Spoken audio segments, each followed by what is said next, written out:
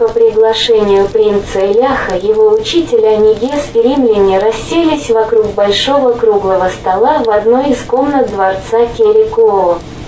Принцу исполнилось 13 лет, но у него уже был загорелый и мужественный вид. Арест спросил: «Нас поражает, что все народы Великой Степи от Дуная до Китая говорят на близких языках и имеют почти одинаковый образ жизни». Онигес посмотрел на римлян, потом на Эляха и сказал: «Принц Элях любит исторические предания и легенды. Попросим его ответить на ваш вопрос. Он понимает достаточно хорошо по-латински, но еще не говорит бегло. Я помогу ему с переводом». У Эляха загорелись глаза. «Извините, но я действительно предпочитаю слушать героический эпос, предания и легенды, чем учить произведения». Он посмотрел с улыбкой на Онигеза, греческих и латинских писателей. «Я люблю охоту и дальние путешествия.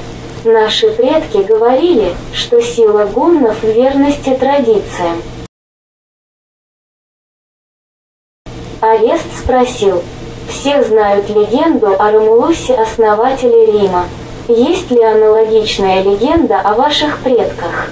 Элях начал торжественно: «Я расскажу вам о Мадуне, первом великом хане гуннов. Он жил 6 веков назад. Это не просто легенда, его помним не только мы, но и китайцы, и согдианцы. Их купцы часто приезжают в нашу страну». Онигес коротко прокомментировал: «Это время пунических войн, начало могущества Рима. И в это время далеко на востоке гунны тоже заложили основу своего могущества». Элях продолжил: «Мадун был сыном гунского хана. Его мачеха хотела, чтобы потом власть досталась по наследству ее сыну. Она уговорила отправить Мадуна заложником к соседнему народу. Потом она добилась того, что гунны пошли войной на этот народ, обрекая принца на верную гибель. Однако расчет злой мачехи не оправдался. Мальчик, проявив чудеса храбрости и находчивости, убежал из плена и вернулся к гуннам. Отец разрешил ему в награду иметь свою армию в 10 тысяч всадников. Мадун начал невиданные ранее в Великой Степи преобразования. Юный принц разделил свое войско на тысячи, сотни и десятки, ввел железную дисциплину. Он одел воинов в одинаковые доспехи. Даже количество стрел в их колчанах было одинаково. Салвион заметил, примерно в это время Камил. Потом Мариус ввели железную дисциплину в войске, благодаря которым маленький Рим завоевал сначала Италию, потом все другие соседние страны и народы. Онигес сказал с нескрываемым ехидством, от которой мало что осталось: «Теперь легионеры не любят надевать доспехи».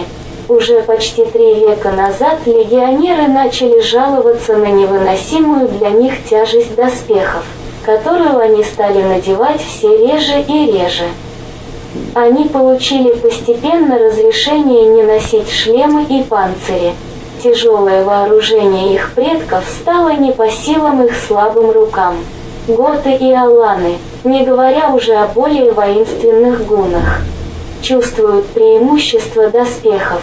Они легко обращают в бегство дрожащих и почти голых римских солдат, чьи головы и грудь открыты. Арест согласился: «К сожалению, это правда. Теперь итальянская молодежь дрожит даже от одного звука горна». Сильвион посмотрел на него неодобрительно.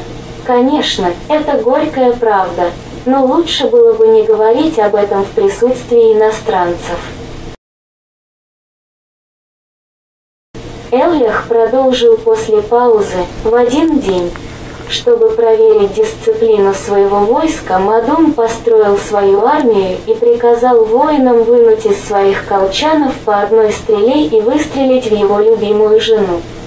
Арест воскликнул с неподдельным ужасом: «В свою любимую жену, Салвион был еще не женат, он остался более спокоен и спросил, а сколько тогда было лет Мадуну? Примерно 16.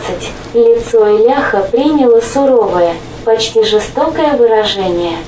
Воины выстрелили по команде, молодая женщина упала, утыканная стрелами, как еж. Командиры обошли строй и проверили количество стрел у своих воинов. Те, у кого жалость победила воинский долг беспрекословного подчинения, были выведены из строя и им отсекли головы. Арест нахмурил брови, а Силвион сильно сжал губы. Эллях продолжал свой рассказ бесстрастным тоном. С тех пор гунское войско разделено на армии. Тумени, тысячи, сотни и десятки.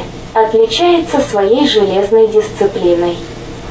Вскоре Мадун со своими воинами устранил от власти своего отца и мачеху. Гунны поддержали его и провозгласили своим ханом. Мадун перевооружил и реорганизовал всю гунскую армию. Ввел строгие и справедливые законы, победил всех своих соседей и Китайскую империю, которая признала империю гуннов равной себе и стала платить дань. Анигес подтвердил, законы Мадуна стали обычаями и соблюдаются до сих пор. Гунны считают, что Мадун-хан после смерти вознесся в небо и стал божеством судьбы. Арест спросил, это удивительно. Какой выдающийся деятель. А как потом гунны оказались на берегах Волги? Эллях объяснил с тоном учителя истории, китайский шелк и золото развратили гуннов, и они начали слабеть. Более 4 веков назад Гунская империя разделилась на Восточную и Западную империи. Анигес отметил, точно так же, как Римская империя разделена теперь на 2 империи. Арест и Салвион издали возгласы удивления. Эллях, довольный произведенным эффектом, продолжил свой урок истории Великой Степи. Потом Восточная империя распалась на Северный и Южный союзы. При царившей тогда анархии эти слабые союзы трудно называть государствами. Анигес снова добавил свои комментарии. Мы или наши дети увидят, какая из 2 римских империй распадется на Северное и Южное государство. Салвион не удержался. Почему вы так ехидны? Вы же были римским гражданином. Анигес взорвался, я был секретарем. Но не был римским гражданином, я был рабом. Здесь я заведую канцелярией хана Аттилы и являюсь учителем принца. Арест сказал примирительным тоном, спасибо, принц, за интересный урок. Я не ожидал, что существуют такие параллели в истории римлян и гуннов. Мы так много интересного узнали и увидели за эти дни. Нам надо это переварить. Вы можете написать историю своего народа, может быть. Но я предпочитаю героический эпос и устные предания, хотя и знаю нашу руническую письменность. Мне душно в городе, все время тянет в степь и горы. Сразу после праздника солнца я поеду навстречу отцу.